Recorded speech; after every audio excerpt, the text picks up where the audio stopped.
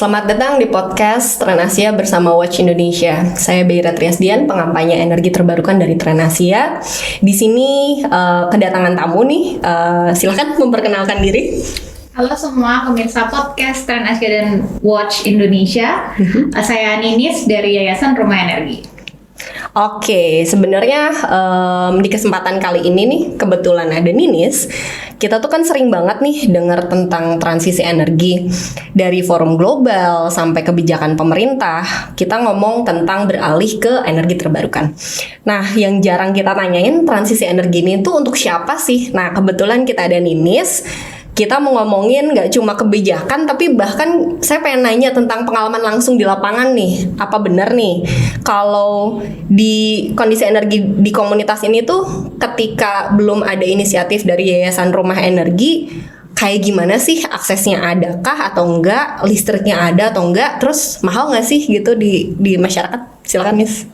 Thank you Mbak Bey. Jadi sebelum kita menjawab langsung ya pertanyaannya seperti apa kira-kira akses energi yang ada di lapangan itu atau di komunitas yang kita temukan, aku mau share dulu pekerjaannya Yayasan Rumah Energi ya, atau kita biasa dikenal dengan Rumah Energi. Jadi memang kami tuh organisasi masyarakat sipil yang bekerjanya ada beberapa program nih, ada di energi terbarukan, di ketahanan pangan, konservasi air, dan juga inkubasi bisnis sosial. Dan masing-masing pilar program tadi sebenarnya nggak dikerjakan secara terpisah atau silo gitu ya, tapi pendekatannya integratif antar pilar program supaya bisa mewujudkan resiliensi di komunitas dalam energi dan pangan. Jadi itu sebagai gambaran ya apa yang kita kerjakan. Nah, kalau tadi bicara tentang transisi energi dan sebenarnya perubahannya seperti apa gitu ya, melalui kerja-kerja kami yang sebenarnya level tapak sekali dan untuk pemanfaatan energi di skala domestik atau rumah tangga gitu ya, bahkan yang kita kerjakan tuh untuk mengimprove atau memperbaiki akses energi memasak yang lebih bersih melalui salah satu contohnya teknologinya adalah biogas gitu. Jadi yang kita lihat energi tuh nggak cuma listrik yang skala besar yang untuk penerangan ataupun kegiatan sehari-hari, tapi juga ada bentuk energi-energi lainnya yang alternatif yang bisa membantu untuk rumah tangga tuh semakin produktif gitu ya, dan punya manfaat-manfaat yang sebenarnya multidimensional kalau bisa dibilang. Nanti kita bisa cerita lebih banyak gitu ya. Dan contoh lainnya juga untuk pemanfaatan surya nih ya, yang sekarang lagi sangat happening, dan sebenarnya karena kita negara tropis gitu bisa sangat memanfaatkan energi surya, itu juga membantu untuk proses produktif di level tapak lewat pertanian dan peternakan yang lebih baik lagi gitu. Oke, dan sebenarnya berarti kan di Yayasan Rumah Energi yang udah banyak dikerjakan itu biogas dan pemanfaatan surya. Nah, tapi sebenarnya setelah teknologi ini datang gitu ya, dikenalkan ke warga, sebenarnya dampaknya kayak gimana sih ke warganya? Apakah bisa dijelasin nih di ekonomi warganya, apakah jadi naik gitu ya, atau masyarakatnya jadi lebih produktif ya, tuh kayak bentuknya kayak apa sih gitu yang langsung konkret gitu di masyarakat? Tadi aku sempat sampaikan bahwa dampaknya itu dia banyak dimensi ya. Kita mulai dari yang ekonomi dulu. Untuk ekonomi sendiri, dari teknologi biogas nih, kita bicara biogas, dia tuh kan mengelola limbah ya. Limbah yang sebenarnya siapa yang produksi sih? Kita sendiri gitu ya, si warganya sendiri, komunitas sendiri. Jadi sesuatu yang dibuang ya sebenarnya aslinya. Daripada dia tidak menjadi apa-apa dan hanya menjadi limbah, itu sebenarnya bisa menjadi berkah gitu ya. Jadi limbah jadi berkah, dia dalam bentuk energi pengganti. Jadi gas gitu. Oh, pengganti LPG untuk masak ya, gitu. Berarti. Oke. Pengganti LPG gitu ya. Jadi manfaatnya ada penghematan dari pembelian LPG tiap bulannya. Itu kalau di level domestik ya. Kalau kita ngomong ditarik ke level nasionalnya juga, ini kan membantu untuk mengurangi subsidi LPG. Sebenarnya konsumen subsidi LPG 3 kilo itu jadi semakin berkurang, karena sebenarnya di level tapak tuh bisa memanfaatkan limbah yang ada di rumahnya sendiri atau limbah peternakan mereka, karena kita juga sangat kaya dengan agriculture gitu ya, untuk menjadi sesuatu yang bermanfaat dan pengganti energi yang kotor tadi gitu ya. Terus juga itu tadi bicara dengan ekonomi di level lokalnya, di level rumah tangga. Kalau dia adalah UMKM gitu Nah, ya. iya, itu kalau misalnya langsung nih manfaatin gitu ya dan dapetin uang saku nih, kayak gimana Iya, nih? Itu kita juga ada produk lainnya sebenarnya dari biogas yang kemudian jadi nilai tambah, punya nilai ekonomi dan bisa dijual. Kayak produk turunan berarti dari pemanfaatan si biogasnya. Betul, itu produk turunan, bentuknya kayak pupuk gitulah, teman-teman pemirsa ya. Dia untuk mengganti pupuk kimia, yang mana kalau itu bisa dimanfaatkan langsung, satu, jadi biaya untuk penggunaan atau konsumsi pupuk bulanannya atau tiap musim panennya berkurang. Dua, itu juga jadi potensi untuk bisa dijual lagi gitu ya. Jadi pupuknya juga dijual sama mereka. Yes, karena dia bernilai ekonomi tadi ya, dengan daya tawar yang daya tawarnya dari ini lebih ramah lingkungan gitu ya daripada pupuk kimia. Itu juga menjawab tuh subsidi-subsidi pupuk kimia jadi berkurang. Apalagi kalau di masa geopolitik kita yang kayak sekarang pupuk mahal banget kan ya. In this economy semua yang bisa dihemat itu akan menjadi solusi yang baik gitu. Betul. Jadi berkah kalau itu. Betul. Nah, kemudian contoh lain tadi pemanfaatan surya ya. Jadi untuk proses-proses pengeringan hasil-hasil panen, ya, contohnya panen perkebunan ada kopi, ada coklat, terus juga buah-buahan untuk menjadi keripik atau bahkan input pertanian atau pupuk gitu ya, dikeringkan dengan pemanfaatan surya di dalam satu dom atau seperti greenhouse gitu ya visualnya teman-teman. Itu bisa meningkatkan produktivitas. Kenapa? Karena dia nggak tergantung dari cuaca atau kondisi eksternal gitu ya, cuaca gitu ya, yang mungkin secara tradisional biasanya di kampung-kampung di desa itu hanya dihamparkan aja gitu. Satu, sangat tergantung kalau dia lagi hujan. Dua, dia intensitas panasnya naik turun gitu ya, nggak stabil. Ketiga, nggak higienis sebenarnya karena banyak yang hinggap gitu ya. Hinggap, betul gitu. Jadi dengan memanfaatkan surya di satu tempat yang terkonsentrasi tadi, produk yang dihasilkan juga pengeringannya lebih cepat dan juga kualitasnya lebih bagus. Nah, karena produktivitas yang meningkat itu juga hasil pendapatannya dari kelompok-kelompok tuh naik. Berarti sebenarnya dari sini kita jadi belajar ya. Energi tuh nggak melulu soal listrik loh gitu ya. Di Yayasan Rumah Energi kita belajar pemanfaatan energi, nggak cuma ngomongin tentang listrik, tapi bahkan kita bisa menuhin kebutuhan di dapur kita gitu ya, bahkan sampai UMKM gitu ya. Dan ngomongin soal menaikkan tingkat ekonomi masyarakat bahkan secara langsung ya. Nah, kalau misalnya di situasi kayak gini, saya pengen tahu nih, inisiatifnya tuh munculnya dari mana sih? Apakah Yayasan Rumah Energi langsung datang terus menawarkan gitu ya? Atau masyarakat memang terlibat dan ingin gitu melakukan ini dan datang? Atau gimana sih sebenarnya prosesnya, boleh dijelasin nggak sih?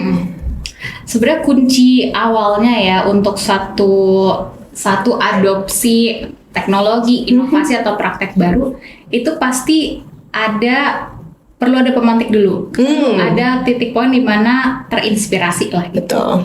Jadi bagaimana si komunitas ini punya bayangan akan opsi energi lain, itu harus kita jawab dulu gitu ya.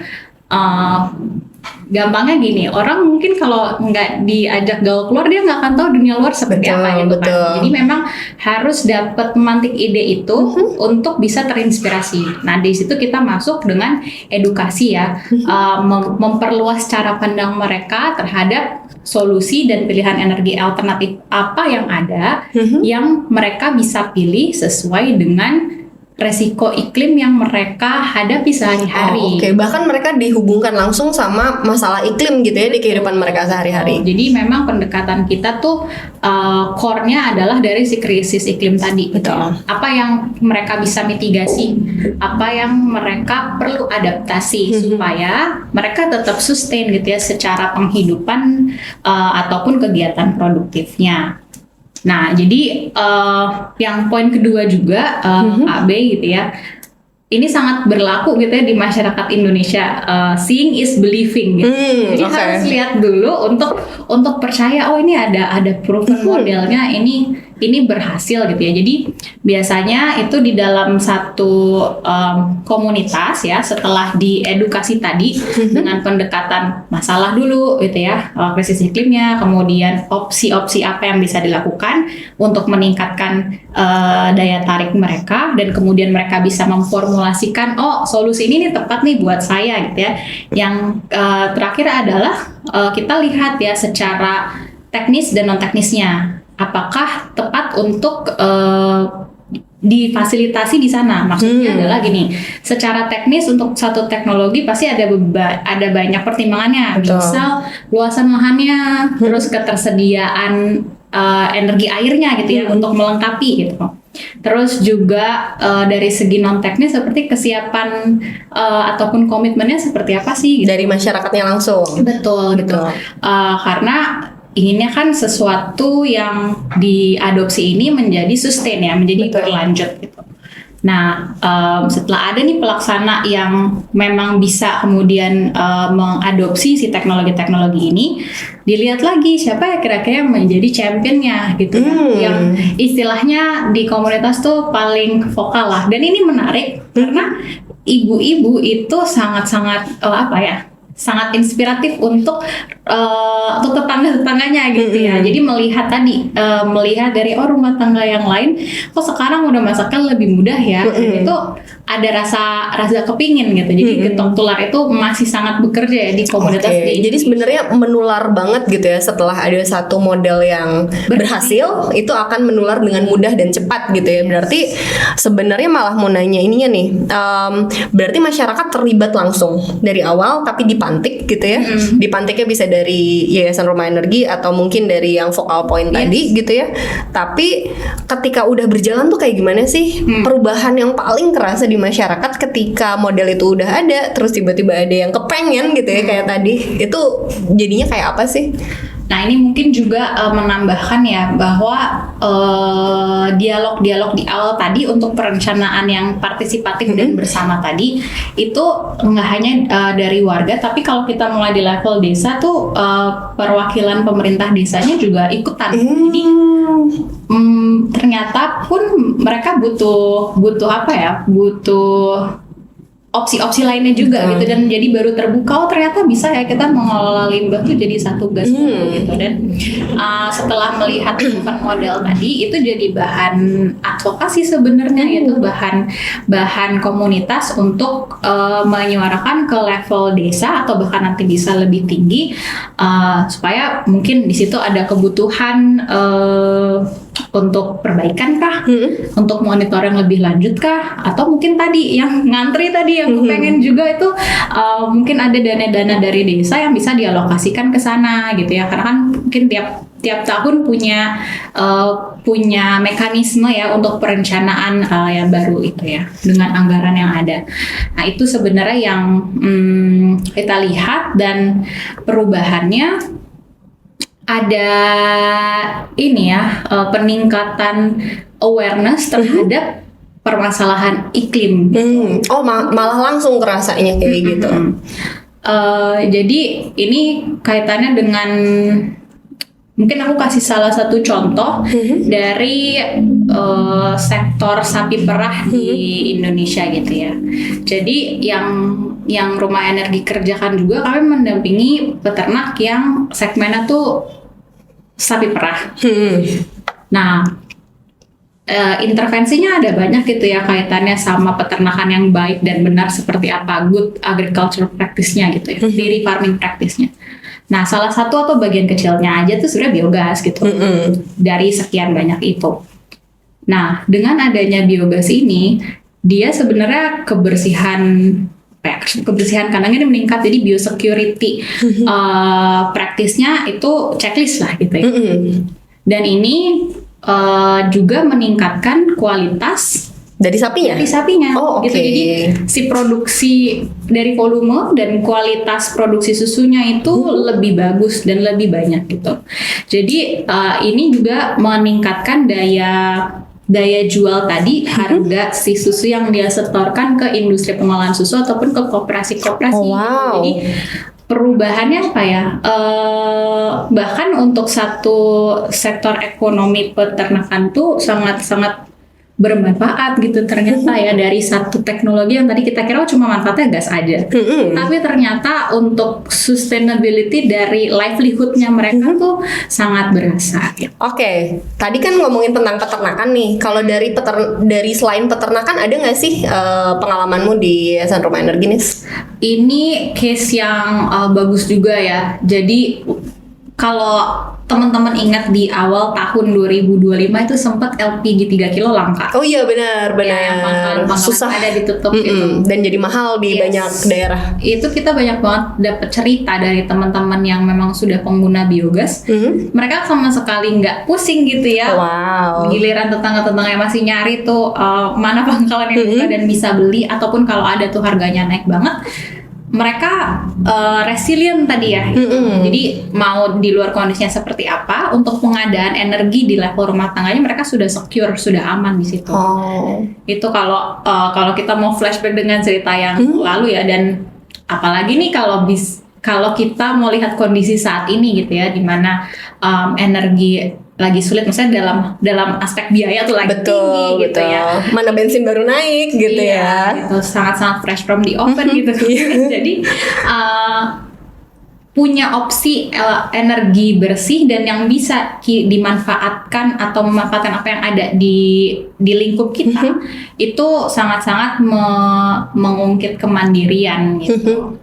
Itu tadi dari ini ya, kalau bisa bilang fenomena yang terjadi ya. Berarti sebenarnya mereka beneran bisa berdiri sendiri ketika krisis itu terjadi. Maksudnya kelangkaan atau ketergantungan mereka terhadap fosil bahkan bisa langsung dilepas gitu ya. Apalagi yang tadi soal gas gitu.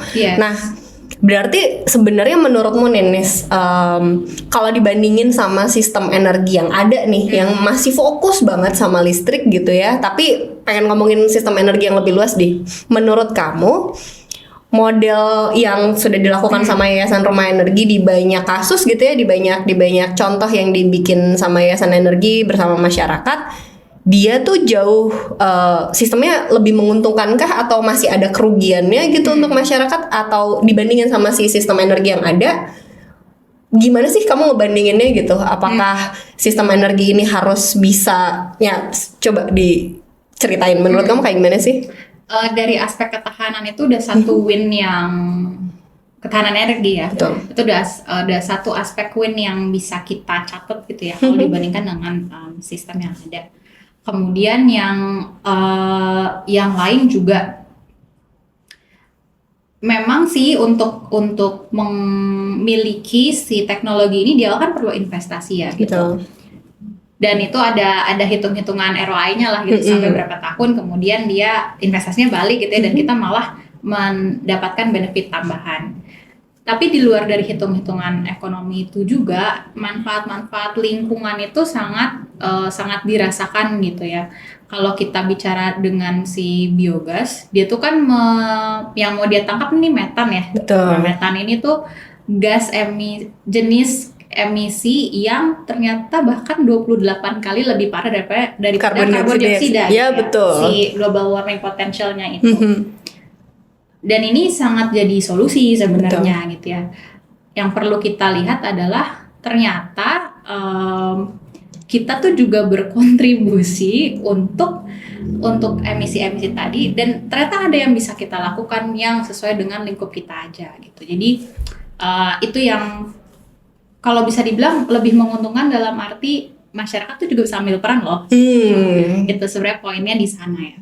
Oke, berarti kita belajar nih ya, kalau transisi energi ini tuh bisa banget dilakuin sama masyarakat secara langsung, dan belum tentu listrik. Bisa jadi sesuatu hal yang butuhnya yang lain, dan lebih praktis gitu ya, sesuatu hal yang bahkan lebih dekat gitu, dengan cara yang jauh lebih relevan dan pasti juga lebih adil.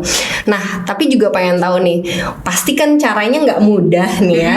Masyarakat juga pasti punya waktunya sendiri lah ya untuk menerima informasi baru gitu ya, cara baru. Betul. Nah, tapi yang kalau dari Yayasan Rumah Energi nih, praktik di lapangan, tantangan terbesar apa sih yang pernah dihadapin langsung di masyarakat atau ya dari dari inisiasi ini? Yes. Satu sebenarnya tadi yang udah Mbak Beira pantik ya, perubahan perspektif dan penerimaan terhadap satu, untuk mereka inovasi ya, mau teknologi, mau praktik, mau cara pandang yang kita kasih itu kan semua sesuatu yang baru. Jadi penerimaannya itu berbeda-beda tergantung dengan kapasitas komunitas yang kita hadapi. Ya, kita juga mesti paham bahwa tingkat literasi berbeda-beda. Terus juga praktik-praktik yang sebenarnya penuh dengan kearifan lokal ini banyak di lapangan gitu ya, dan nggak bisa langsung ditembus begitu aja. Kita juga perlu menghormati itu gitu. Jadi pasti penerimaan yang berbeda itu perlu ditanggapi dengan bijak gitu ya. Tapi memang kuncinya adalah dengan memiliki si local champion itu. Kalau kita bisa ketemu satu kunci tokoh masyarakat kunci yang tepat gitu ya, yang bisa mewakili, yang bisa mengayomi dan bahkan bisa mengedukasi, itu sangat bisa mempengaruhi replikasi yang lebih mudah gitu. Bahkan sebenarnya itu bisa menjangkau lebih luas lagi masyarakat gitu ya. Nah, tapi itu kan dari masyarakat nih. Yes. Dari sudut pandang kebijakan nih, ada tantangan nggak sih gitu? Apakah pernah ngehadepin sistem atau regulasi yang malah justru menyulitkan masyarakat atau mungkin Yayasan Rumah Energi dalam mendorong praktik baik di masyarakat ini? Kalau kebijakan mungkin satu ya, iklim kebijakan yang bisa mendukung untuk adanya market driven approach gitu. Jadi sesuatu yang memang didorong berdasarkan kebutuhan pasar. Ini permisalan aja ya. Bayangin kalau misalnya untuk pemukiman dan perumahan di Indonesia itu memang di set untuk punya sistem manajemen limbah yang dia kelola untuk jadi energi. Dan itu udah jadi standar gitu. Jadi semua developer perumahan nih atau developer pemukiman itu bisa, oh ternyata gue kalau mau bangun harus bikin sistem ini ya, atau mungkin pakai teknologi yang energi terbarukan kayak atau apa gitu ya. Itu kan sesuatu yang market driven dan akhirnya akan diikuti gitu. Jadi inisiatif yang sporadis tadi itu bisa lebih terarah gitu. Sebenarnya sesuatu yang memang berdasarkan kebutuhan pasar itu sangat membantu sih gitu. Itu yang perlu dilihat ya. Nah, jadi perlu direfleksikan juga dari sistem kebijakan sebenarnya apa sih yang pasar butuhkan, atau apa sih kondisi yang akhirnya akan membentuk iklim pasar yang baik gitu. Ada supply dan demand yang nyambung gitu, yang sesuai gitu. Kemudian perencanaan yang partisipatif gitu ya. Ini mungkin juga meng-highlight dari sisi masyarakat atau komunitas gitu ya, bahwa pintu masuknya pada saat kita ke lokasi baru perlu merangkul semua gitu ya. Jadi nggak hanya si komunitas dan warga aja, tapi juga pemerintah lokalnya. Karena semangat kolaborasi itu udah menjadi sesuatu yang harus dimiliki gitu ya, semangat kolaborasi itu, karena nggak akan bisa sendiri dan semua punya perannya masing-masing gitu. Jadi ini juga menjawab bagaimana banyaknya inisiatif di komunitas yang mungkin kalau sekarang nih aku cuma banyak cerita soal yang dikerjain sama Rumah Energi, tapi aku percaya juga banyak banget inisiatif dari masyarakat adat bahkan gitu ya, dan komunitas ataupun dalam bentuk lembaga kelompok tani, dalam bentuk lembaga koperasi atau BUMDes yang dijalankan dan itu works. Ini perlu lebih banyak direkognisi gitu. Jadi pembelajaran yang bisa dibagikan dan bisa direplikasi ke banyak area. Nah, mungkin juga poin terakhir aja di highlight gitu ya, collective knowledge atau tadi learning dari semua yang ada nih mesti dikumpulin dan dibagikan dan di-amplify lah gitu ya. Jadi kita udah bisa belajar dari apa yang udah ada duluan gitu ya, apa yang bekerja, apa yang nggak bekerja, kemudian point improvementnya di mana, penyesuaian dengan lokasi saya seperti apa. Nah, ekosistem seperti itu tuh kayaknya dibutuhkan sih. Berarti kan sebenarnya yang dilihat dari praktek-praktek yang dilakukan sama Yayasan Roma Energi adalah berbasis kebutuhan masyarakatnya apa gitu ya. Nah, tapi ini bertentangan nih sebenarnya. Saya pengen nanya, kalau dilihat dari kebijakan nasional nih, kita tarik jauh gitu ya ke kebijakan nasional, arah energi tuh banyak banget nih ditentukan sama dokumen-dokumen besar kayak RUKN, RUPTL gitu ya. Nah, pertanyaannya nih, pengen nanya secara praktik bahkan ya dari Yayasan Roma Energi, menurut Ninis nih, kebijakan yang besar ini itu tuh udah menjawab kebutuhan dari masyarakatnya langsung apa enggak sih gitu? Aku jawab dengan pertanyaan kembali. Ya, boleh. Apakah di proses penyusunan RUPTL itu yang ya itu prosesnya panjang dan itu dapat arahan juga dari DEN ya, gitu kan? Kalau RUKN ya langsung dari DEN dan kemudian dijalankan dan itu disahkan di bawah PLN. Apakah prosesnya itu melibatkan tadi pemetaan potensi-potensi di level lokal gitu ya? Potensi ini kan nggak hanya semua yang satu nggak hanya batu bara gitu ya, tapi di sini kan juga masuk dari energi terbarukan lainnya. Tapi juga potensi-potensinya mungkin sekarang arahnya hanya lebih condong ke salah satu jenis energi aja, itu juga perlu dilihat gitu ya. Betul. Ternyata kebutuhan dan juga apa yang works di level komunitas itu bisa dari yang lain gitu ya, dari energi-energi yang lain gitu. Jadi ya itu sih, kalau misalkan partisipasinya belum terjawab, ya nggak nyambung ya, nggak susah juga. Nah, ini nyambung banget nih. Menjawab gitu, apakah menjawab kebutuhan gitu. Oke, berarti kan sebenarnya susah nih untuk dijawab iya nih. Tapi pertanyaannya malah ini nyambung nih soal yang kenapa penggunaan pilihan energi terbarukannya juga nggak bisa jadi opsinya cuma 1-2. Kebetulan nih Indonesia kan lagi ada target besar 100 gigawatt di Koperasi Desa Merah Putih nih ya. Program kayak gitu tuh ngejawab kebutuhan masyarakat atau menurutmu nih beresiko membebani masyarakat secara langsung, karena kan ini langsung tumbuh dan muncul gitu ya, si koperasinya ada di tengah-tengah masyarakat dan memang diwajibkan gitu. Menurutmu gitu ya, di Yayasan Roma Energi, program-program kayak gini pada akhirnya kayak gimana sih dampaknya ke masyarakat? Memang program ini kan spesifik banget energi surya. Betul. 100 gigawattnya energi surya. Khusus PLTS. Ya. Kemudian yang kedua yang mengerjakan adalah koperasi desa. Betul. Dengan bendera koperasi desa Merah Putih atau KKMP juga yang di level kelurahan gitu. Nah, cuma pandangan kami terhadap hal ini sebenarnya agak gimana ya? Melihatnya bahwa ini sebagai momentum gitu ya.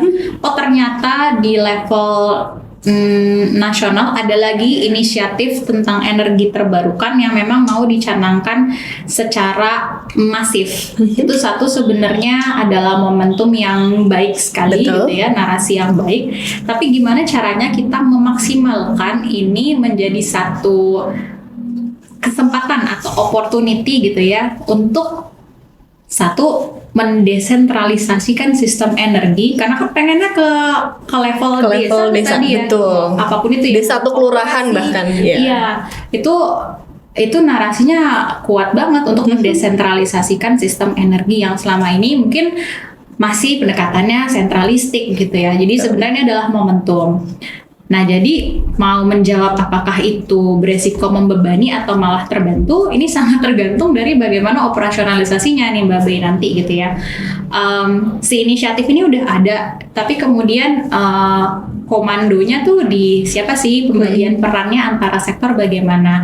Dan kalau kita berkaca dari diskusi-diskusi kita sebelumnya tadi gitu ya, ternyata energi itu energi terbarukan itu sangat sangat bekerja dengan baik untuk kegiatan-kegiatan yang produktif gitu. Betul. Jadi penggunaan energi untuk kegiatan produktif ini akan membantu gitu. Jadi mungkin terbayangnya tuh ya, memulai dari potensi ekonomi baru ataupun ekonomi yang ada saat ini di level lokal gitu ya, itu butuhnya tuh untuk membantu kegiatan produktif apa sih gitu ya. Kemudian load energinya kalau gitu berapa demand-nya gitu. Dan ini bisa disubstitusi dari sistem yang sudah ada sekarang dengan energi terbarukan seperti apa gitu. Jadi itu mesti tepat juga tuh ya gitu. Walaupun ya semangatnya baik gitu ya dengan 100 gigawatt untuk solar gitu.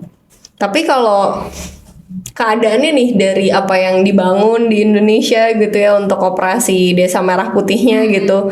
Pertanyaannya apakah komunitas benar-benar dilibatkan? Apakah masyarakat dari mungkin Ninis dengar dari masyarakat binaannya langsung dari Yayasan Rumah Energi, apakah mereka beneran diajak untuk ikut serta ngomongin tentang kasusnya misal yang ini 100 giga energi surya gitu ya, apakah mereka dilibatkan untuk memasang 1 megawatt di satu desa itu gitu ya, atau mereka bahkan gak tahu apa-apa dan pada akhirnya cuma dipaksa untuk jadi pelaksana aja gitu ya. Di Nini sendiri ada informasinya nggak sih situasinya kayak gimana? Kita Rumah Energi memposisikan diri sebagai enabler ya Mbak Bey gitu. Jadi dengan si program baru ini naik ya 100 gigawatt energi surya, kerja-kerja kita dengan koperasi kita coba arahkan ke sana gitu. Jadi kita sosialisasikan ke kementerian yang membawahi koperasi, ke dinas-dinasnya, terus juga ke koperasinya juga gitu ya, bahwa ada inisiatif ini loh dan kalian bisa ambil peran gitu. Tadi ya yang saya sampaikan di awal, kadang masyarakat tuh perlu dibuka tadi kan, perlu dipantik gitu. Betul. Ya, pintu-pintu lainnya, opsi-opsi lainnya, dan itu peran yang kami ambil di sana. Ini sebenarnya opportunity bagus dan bisa dimanfaatkan untuk supaya tadi ya ekonomi kerakyatan dalam koperasi itu bisa terjadi gitu. Jadi memang perlu ada proses penyadaran dan edukasi itu dulu sampai mendapatkan buy-in dari pelaksana-pelaksananya sendiri. Oh ternyata bisa ya ada inisiatif ini, dan bahkan mereka juga baru terinspirasi, oh bisa ya saya tuh produksinya selama ini untuk pengeringan menggunakan diesel aja atau menggunakan solar as in bensin gitu ya, kemudian diganti sama surya yang ternyata nih sangat cutting cost produksi bulanan gitu ya, beban untuk koperasi produktif itu. Nah seperti itu sebenarnya yang perlu banyak diskusi dan proses dan pendampingan gitu ya, secara langsung ke masyarakatnya, langsung supaya kemudian mereka sebagai lembaga apa ya, bisa bilang lembaga financial, lembaga edukasi dan lembaga sosial yang ada di tatanan tapak itu mengambil peran dan jadi agen perubahan gitu. Tapi sebenarnya sih masyarakatnya sendiri sejauh ini yang tentang 100 giga itu bahkan belum ya benar-benar paham. Tapi itu bisa jadi bisa dibilang kayak opportunity juga gitu ya, ketika misalnya masyarakatnya mungkin bisa dipantik dengan informasi dan pengetahuannya secara langsung. Jadi depends on gitu ya, tapi bergantung sama kita melihat ini sebagai opportunity yang sebenarnya bisa mendorong perubahan jadi lebih baik atau malah jadi kesulitan gitu ya untuk masyarakat ya. Nah, tapi itu kan level nasional nih ya, level nasional dan lokal.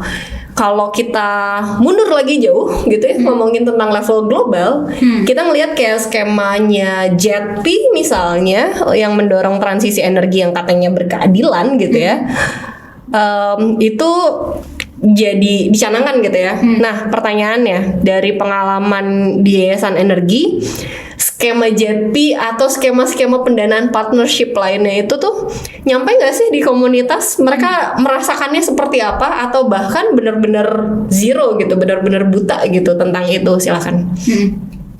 Mungkin kalau kita berkaca dari proses JETP ya, si Just Energy Transition Partnership. Ini dalam membuat investment plan dan policy plan-nya, memang pada saat itu ada proses ini ya, proses dialog gitu. Betul. Ya, dengan pelaku-pelaku di komunitas dan kayak konsultasi publik waktu itu. Yes, betul, konsultasi publik, dan juga banyak teman-teman NGO, RMS yang hadir juga. Dan itu memang terjadi ini ya, banyak pemaparan gitu ya, apa sih plannya untuk Jeti ini, dan kemudian di situ ruang untuk memberikan feedback gitu. Nah, tapi yang mau saya coba refleksikan dari proses ini gitu ya, sebenarnya prosesnya sudah baik gitu ya, tapi kami dari level yang mendampingi atau memfasilitasi di level komunitas itu perlu mentranslate si dokumen yang sangat high level dan teknokratik ini Dan tebel gitu ya. ke bahasa yang dipahami oleh teman-teman di komunitas gitu ya, supaya mereka juga memahami apa sih opportunity dan risk-nya buat saya yang di lokasi-lokasi di project-project ataupun kegiatan Jeti ini akan dilakukan gitu. Jadi itu perlu apa ya? Satu, perlu waktu, dua, perlu effort yang lebih gitu ya. Karena semua skema partnership ataupun proyek yang besar-besar ini sebenarnya benefitnya pengen disasarkan untuk masyarakat kan. Itu pertanyaan kembali sih. Apakah benar-benar ingin di sana? Kemudian apa yang terakhir adalah jika itu ada resiko, bagaimana itu bisa didistribute atau dibagikan secara rata untuk mereka yang mungkin ternyata akan jadi area proyek baru ataupun ditutup gitu ya. Nah itu kan pasti akan membuat dampak gitu yang perlu dimitigasi. Jadi proses itu akan membutuhkan effort ya untuk mentranslate pemahaman. Satu, yang kedua juga untuk memetakan sebenarnya apa sih opportunity dan risk-nya untuk saya atau untuk komunitas. Jadi ini sebenarnya juga berlaku ya untuk skema partnership apapun ya, gitu ya.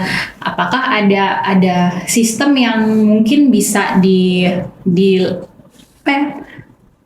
sistem yang legitimate gitu ya di level nasional gitu ya, sebagai Indonesia sebagai negara berkembang dan pasti memiliki banyak opportunity untuk dana-dana pembangunan gitu ya, ataupun kita sekarang ini konteksnya di transisi energi, itu perlu melihat bagaimana governance yang baik di level nasional supaya kita tuh sebenarnya sebagai penerima dana yang siap dan memang ini dan benefitnya sampai ke masyarakat. Oke.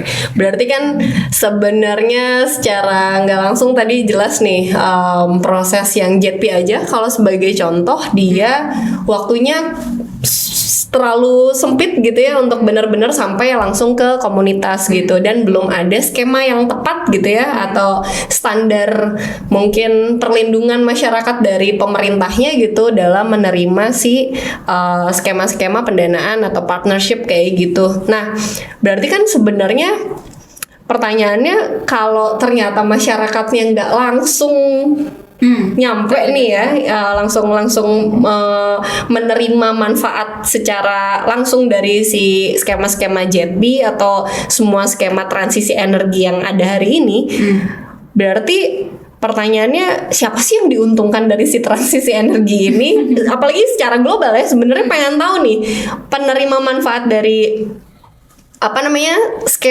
skema yang ada dan berlangsung atas nama keadilan iklim, keadilan energi gitu ya di global tuh siapa sih yang dapetin untungnya menurut Nines?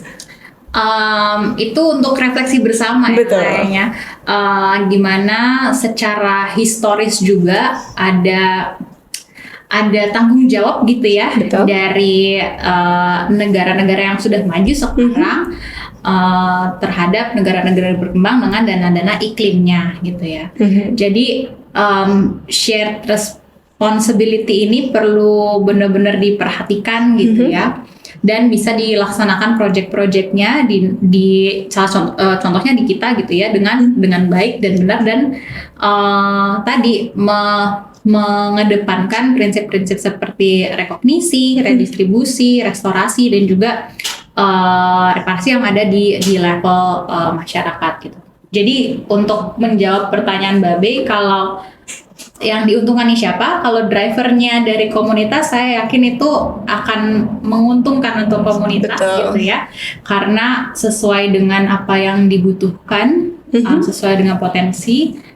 dan itu akan sustain gitu ya, karena memang sense of ownership-nya ada di sana gitu.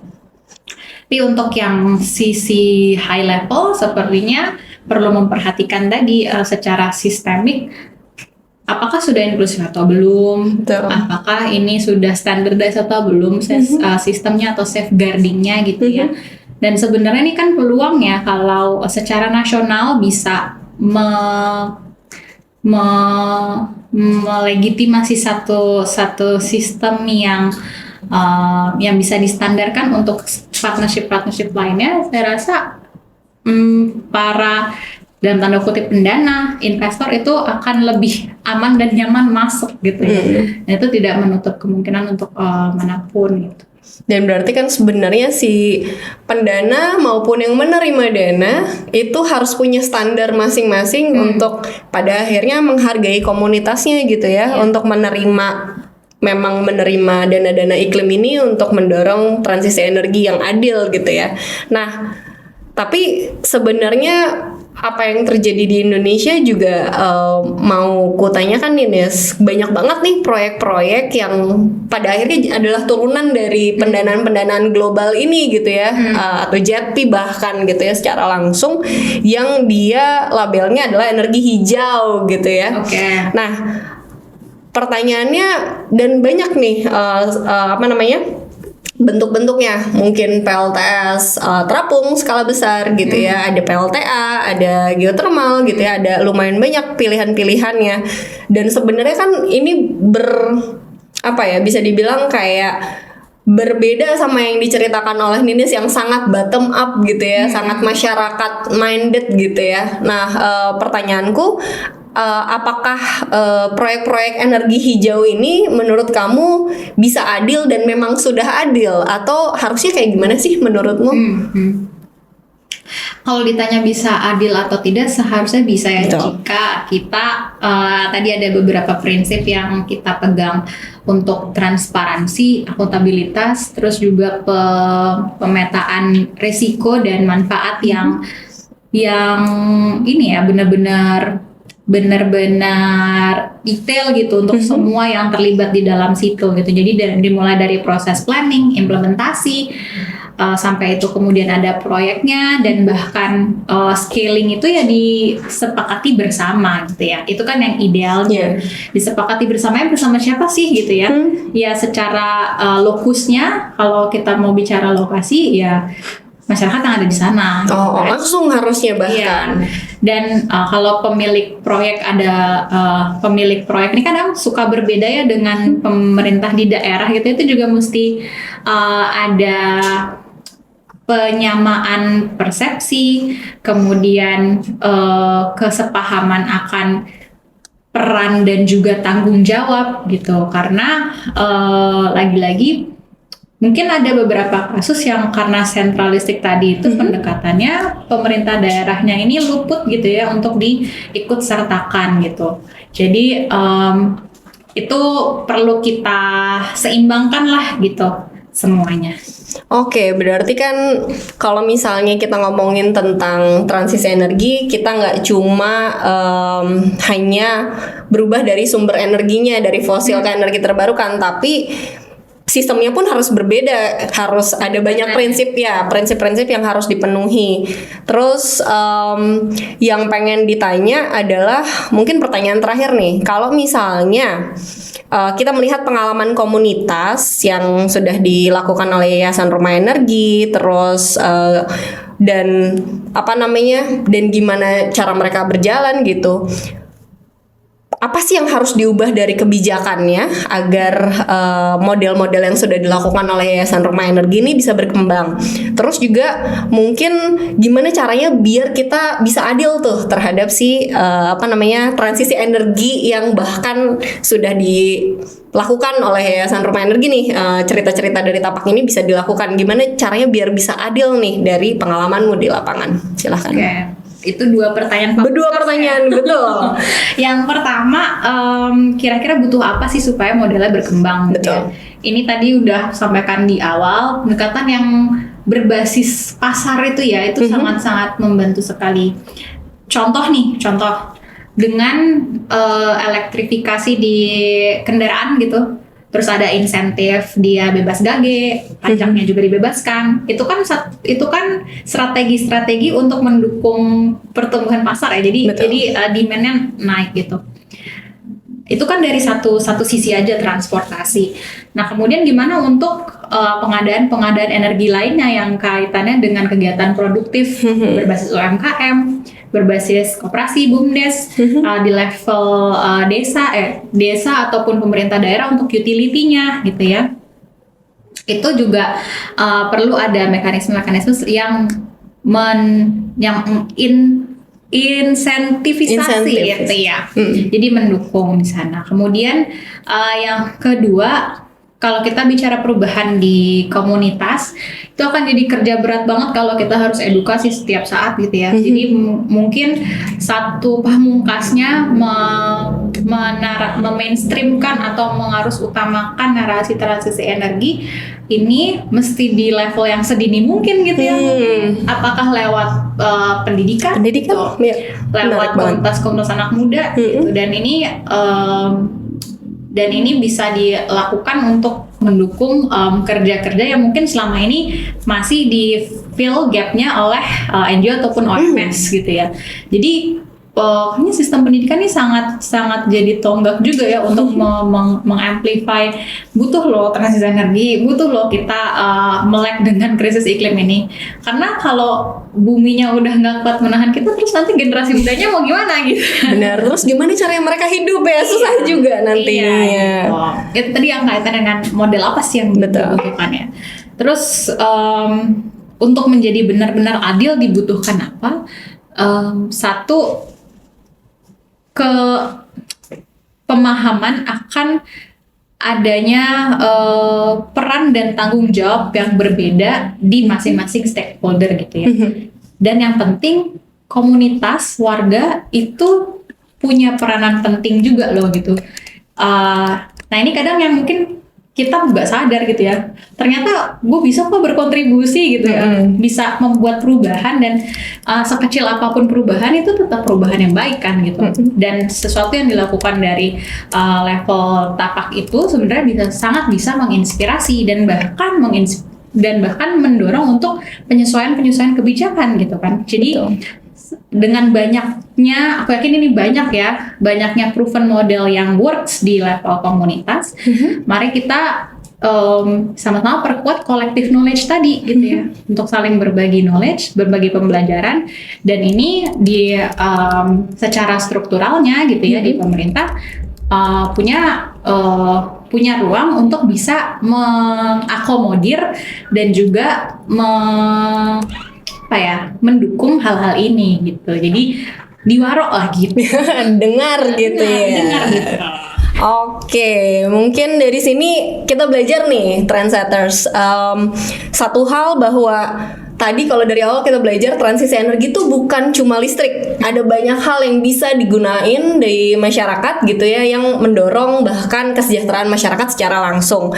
Terus ketika kita ngomongin tentang transisi energi, kita nggak cuma ngomongin gimana caranya kita ngeganti energi dari fosil ke energi terbarukan, tetapi juga ngomongin siapa yang ngendaliin, siapa yang diuntungkan, dan siapa sih yang dapetin dampaknya. Itu juga jadi poin ya.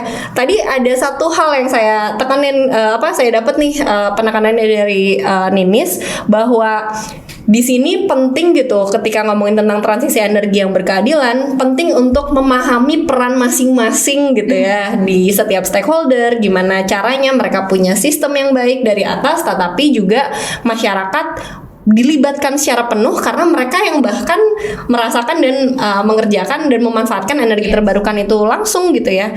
Jadi di poin itu juga menurut saya jadi menarik banget. Jadi trendsetters, transisi energi bisa banget kita lakukan dari masyarakat, dan tadi poinnya kita bisa memantik gitu ya dengan teknologi-teknologi yang mungkin tidak dipahami oleh masyarakat secara langsung untuk benar-benar mendorong kesejahteraan masyarakat tetapi menggunakan energi terbarukan. Sekian dari saya, Beret Riasdian. Selamat siang. Terima kasih.